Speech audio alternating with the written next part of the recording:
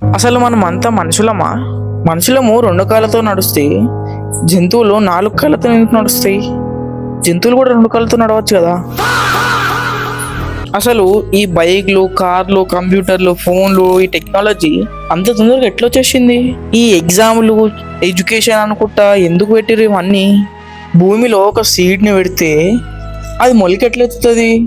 అసలు మనం Milky Way Galaxy దగ్గరికి కూడా పోలేం మనము. కానీ సైంటిస్టులు ఎట్లా చెప్పారు మనం మిల్కీవే గ్యాలక్సీలో ఉన్నామని? మనం మిల్కీవే గ్యాలక్సీలో ఉన్నామా లేకపోతే వేరే గ్యాలక్సీలో ఉన్నామా? అసలు మల్టీవర్స్ ఉందా లేదా? మార్వెల్లో ఉన్న అవెంజర్స్ రియల్ లైఫ్ లో ఉంటే కూడా మంచిగా ఉంటుంది కదా. నాకు కూడా స్పైడర్ మ్యాన్ కలిసి నేను కూడా స్పైడర్ మ్యాన్ అయితే ఎంత బాగుంటది. వద్దునా నాయన మళ్ళీ ఆడికో ఈడికో ఆడ దొంగలు నీడు దొంగలు అంటే ఓకే, తిరుగుకుంటే ఏడ ఉండాలి మళ్ళీ నేను ఓకే. ఇంట్లో కోసం తిని వండుకుంటూ బెటర్.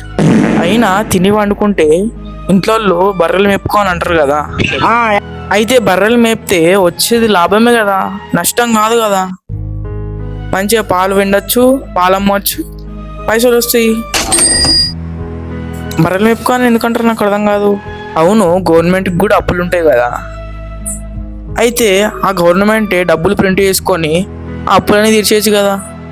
అట్లా ఎందుకు చేయదు గవర్నమెంట్? ఉత్తిగానే అందరితో ట్యాక్స్ కలెక్ట్ చేస్తుంది గవర్నమెంట్. ఆ ట్యాక్స్లన్నీ కట్టేది మనుషులే కదా. అయినా ట్యాక్స్ కట్టడానికి ఒక మనిషి ఎంతగానో కష్టపడాలి.